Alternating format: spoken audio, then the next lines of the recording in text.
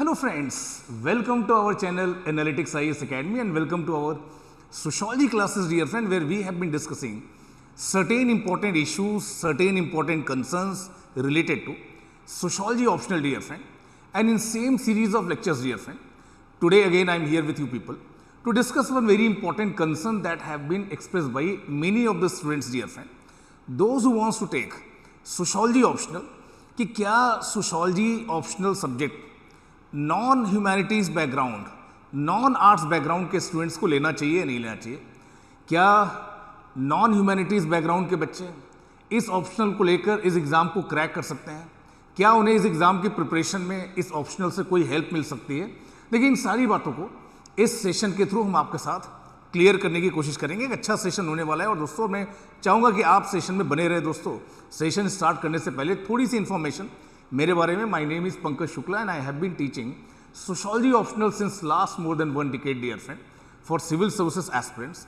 और sociology optional को लेकर अगर आपके कोई भी डाउट्स हैं, कोई भी क्वेरीज हैं, आप मेरे साथ कनेक्ट हो सकते हैं through these social media platform. और जो भी आपके डाउट्स हैं, जो भी आपकी क्वेरीज हैं, मुझे खुशी होगी अगर मैं उनको रिजॉल्व कर पाऊँ। अब बात करेंगे आज के टॉपिक के बारे में कि क्या नॉन ह्यूमैनिटीज़ बैकग्राउंड के स्टूडेंट्स, नॉन आर्ट्स बैकग्राउंड के स्टूडेंट इस ऑप्शनल को ले सकते हैं, और क्या इस ऑप्शनल के साथ सिविल सर्विस एग्ज़ाम की जो एग्जामिनेशन है उसे क्रैक कर सकते हैं? ये एक बड़ा कंसर्न कई बार स्टूडेंट्स ने पूछा है और इस वजह से ये सेशन मैं आपके साथ लेकर आया हूँ। दोस्तों, जब आप यूपीएससी की तैयारी करते हैं दोस्तों, तो ऑप्शनल की चॉइस एक इम्पॉर्टेंट चॉइस रहती है आपके लिए और ये बहुत मैटर करती है। दोस्तों, एग्ज़ाम में आपकी सक्सेस, एग्ज़ाम में आपकी रैंक कई बार ऑप्शनल में जो आपके मार्क्स होते हैं वो डिसाइड करते हैं। और देखिए, जब आप अपना ऑप्शनल चूज़ कर रहे होते हो तो बहुत सारे पैरामीटर्स होते हैं, बहुत सारे क्राइटेरियाज होते हैं जिन्हें अप्लाई करके एक एस्पिरेंट इस ऑप्शनल की चॉइस को एक्सरसाइज करता है। वो क्राइटेरियाज क्या हैं दोस्तों? क्राइटेरिया यहाँ पर हो सकता है, देखिए सबसे इंपॉर्टेंट क्राइटेरिया जो स्टूडेंट यूज़ करते हैं कि वो जो ऑप्शनल होना चाहिए, स्कोरिंग होना चाहिए दोस्तों। उसमें से बार बार टॉपर्स आ रहे हो, ऐसा ना हो कि उन्होंने पढ़ाई की और अच्छे मार्क्स स्कोर नहीं कर पा रहे हैं। उस ऑप्शनल में उनका इंटरेस्ट आना चाहिए, सिलेबस उसका शॉर्ट होना चाहिए, कंसाइज होना चाहिए। हाँ, अगर आपके बैकग्राउंड से रिलेटेड है तो बहुत अच्छी बात है। कई बार लोग अपने बैकग्राउंड से, एकेडमिक बैकग्राउंड से रिलेटेड ऑप्शनल चूज कर सकते हैं।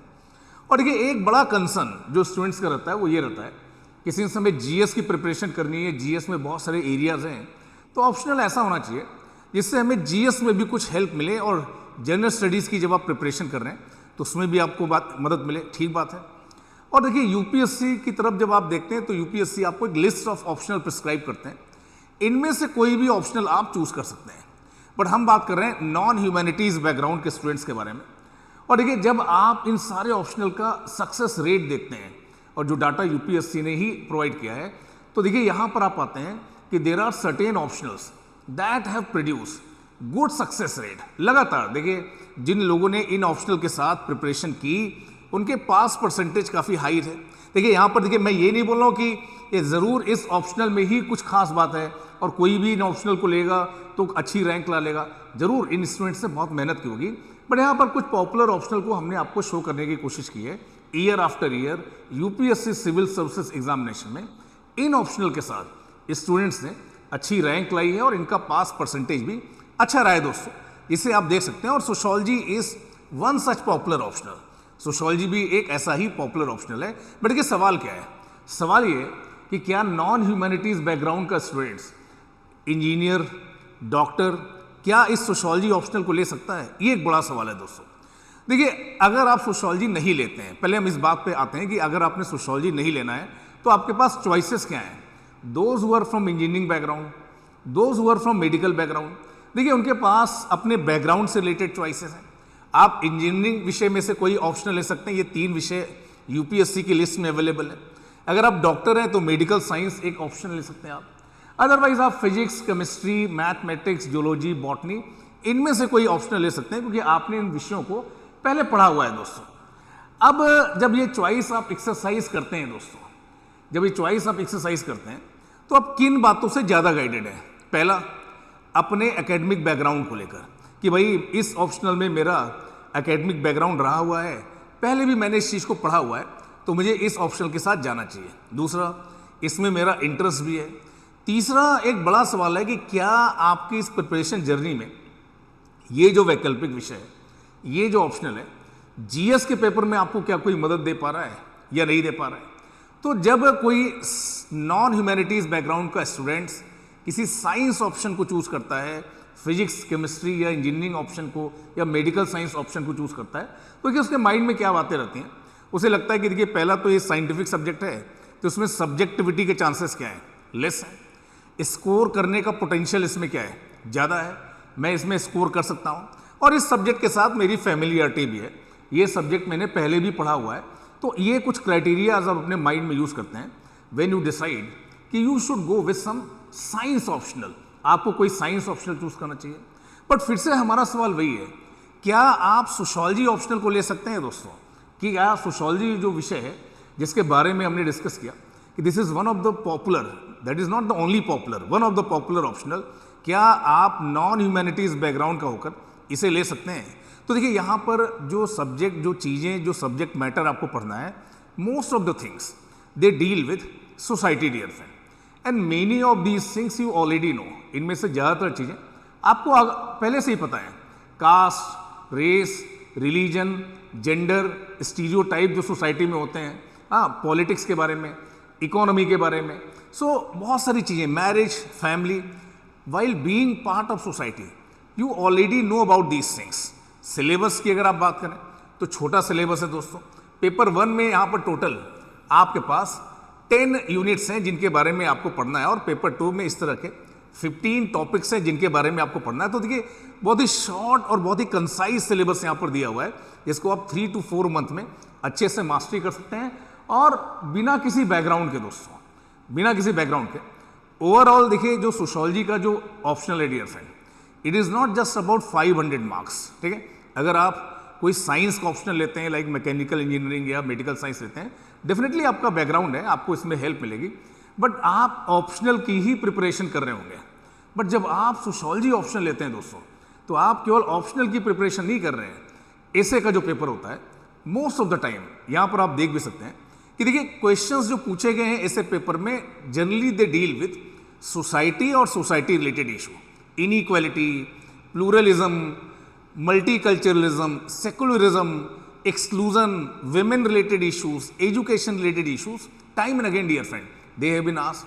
And most importantly, in GS paper dear friend, in paper 1 where Indian society or society related issues are there, in paper 2 where social justice and development is there, in paper 3 that talks about economy plus social development dear friend, in paper 4 role of society, family, religion in formulating ethical orientation in mankind, in case studies also, sociology as a subject, it helps you a lot. तो overall जब आप देखेंगे तो आप केवल 500 marks की preparation नहीं कर रहे हैं।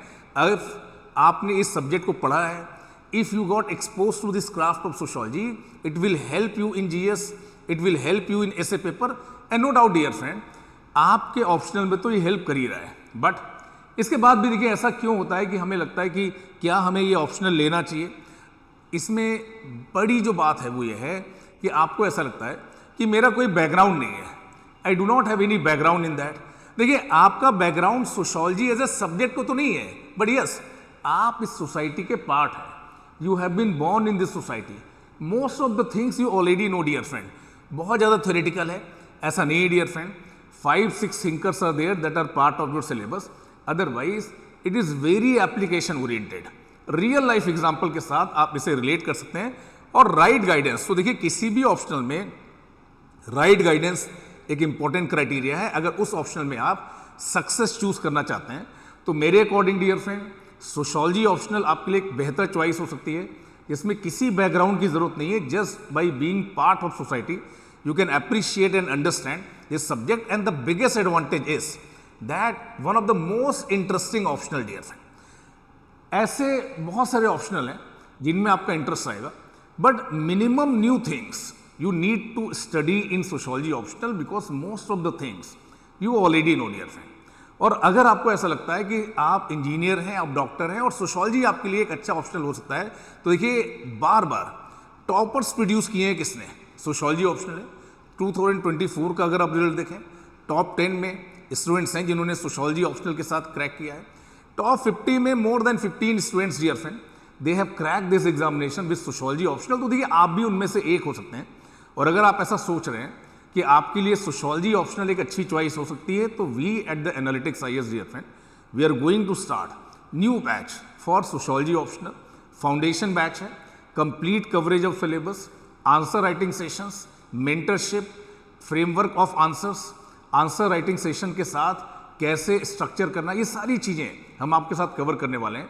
इसको लेकर अगर कोई भी डाउट है तो दिए हुए नंबर पर आप कॉल कर सकते हैं और अपनी क्वेरीज को रिजॉल्व कर सकते हैं दोस्तों। Thank you to all for joining me and for staying with me dear friends.